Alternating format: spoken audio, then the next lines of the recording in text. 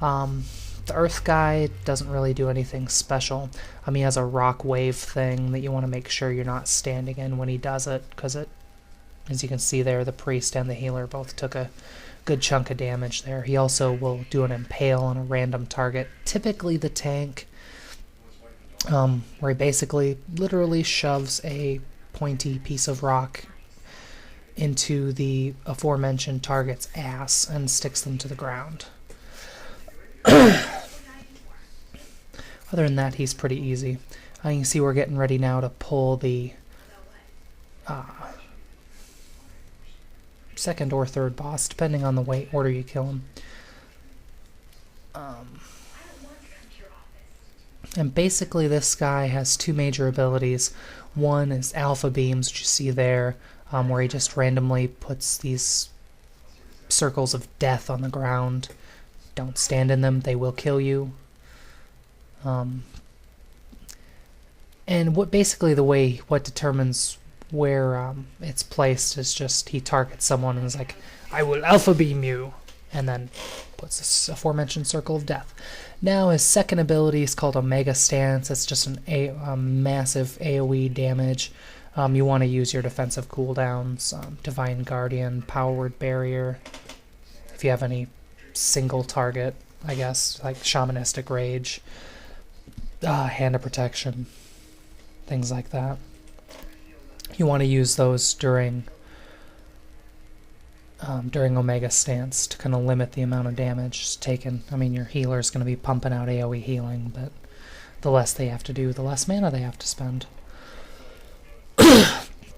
He also does an ability called Nemesis Strike on the tank. I'm not really clear as to what it does. I've never really experienced any issues with it on my paladins, so I suspect it isn't anything major.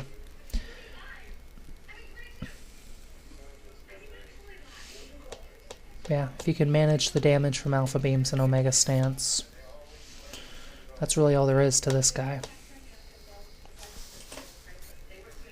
Now we're gonna go pull Earth Rager. I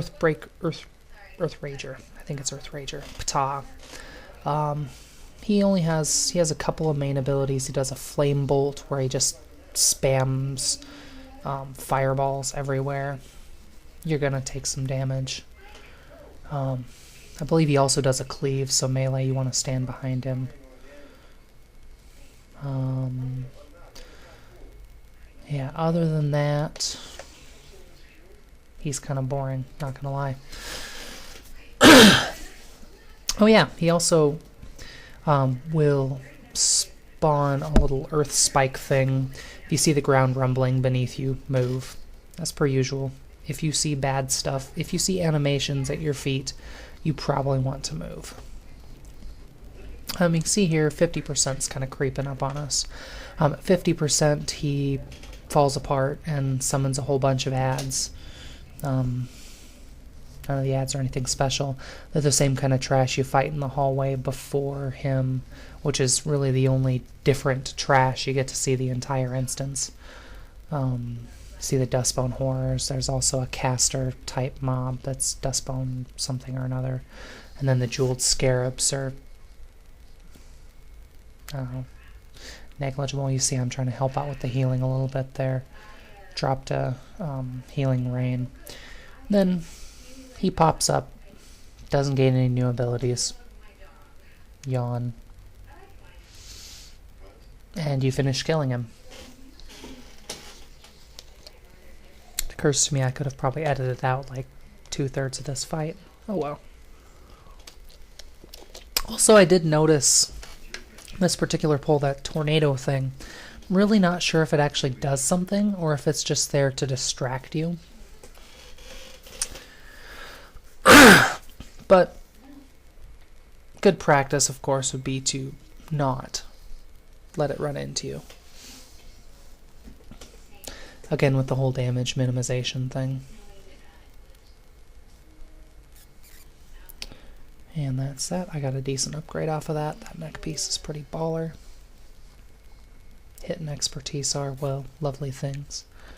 Now we move to the last room. I did include footage of the trash because it's all specific to each boss. The way we did this is definitely not the advisable way to do it. Typically what you want to do is have your tank pull the void worms. They're garbage. You can get rid of them right away. And then you can focus on the void seekers. The main thing to remember with the void seekers is they do drop that little purple mini ring of death. It also heals them, so as a tank you want to make sure to kite them out of that. As you can see, our tank took a while before he remembered, oh, I need to kite them, don't I? So this pull took an obscenely long amount of time. He also didn't mark anything, so I don't think we were really focus firing all that well until the point when you start seeing the Void Seeker rapidly dying. Oh, one other, during this obscenely long pull, I'll mention my other add-on that I like a lot is, what's it called? Tiny Tip or something. It's my nameplate add-on at any rate. You can see there,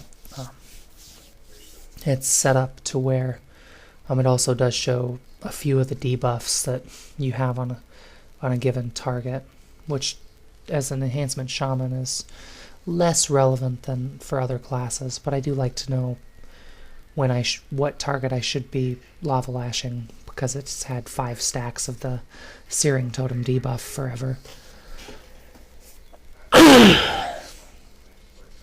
The Void Lord, I think he just is a big guy with a lot of health. I don't really... If you pull the Seekers carefully, he just kind of sits in his big giant purple circle of doom for a while. I mean, he eventually aggroes, but if you're focus firing like you're supposed to, you should be mostly done with the second Seeker by the time the Lord aggroes. So yeah, the first of the 4 final bosses. This guy's the Shadow one.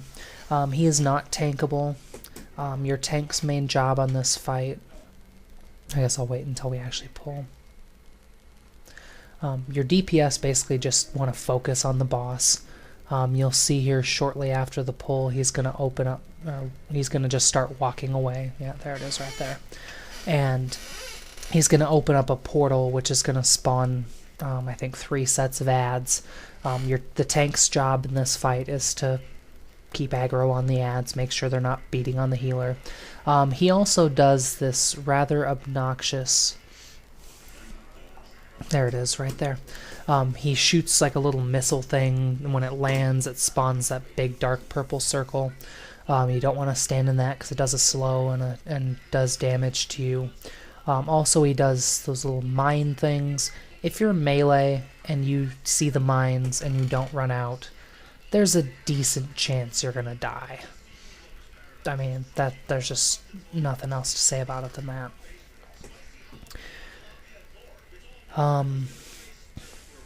Yeah, and he just keeps opening up new portals. If your DPS are focusing on the boss like they should be, he shouldn't get more than 2 or 3 portals open.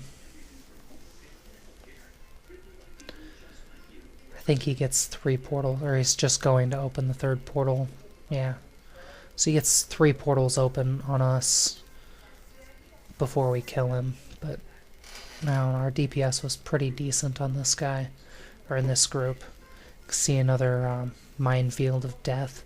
I basically take the last 10% of the fight off because of that. I mean, I tried to contribute with a couple of, lightning bolts, but for an enhancement shaman, that's fairly useless.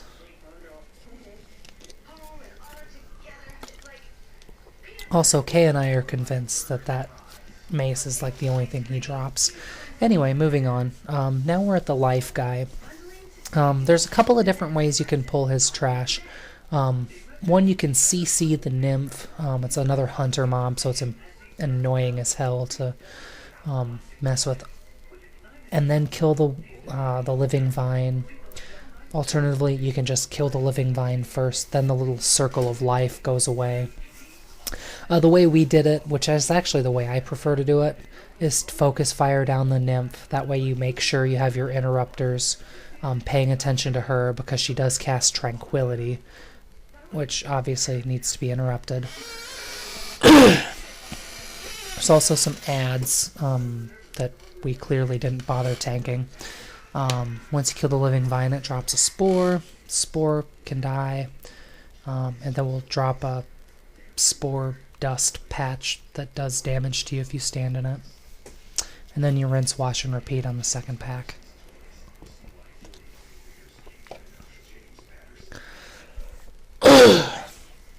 The main thing on this strat is you just want to be clear as to how you're going to do it. Because otherwise you have 1 DPS on the nymph, 1 on the vine, 1 killing ads. And yeah, that typically doesn't go well. Unless you have 1 baller-tastic DPS that just wastes whatever he decided to kill.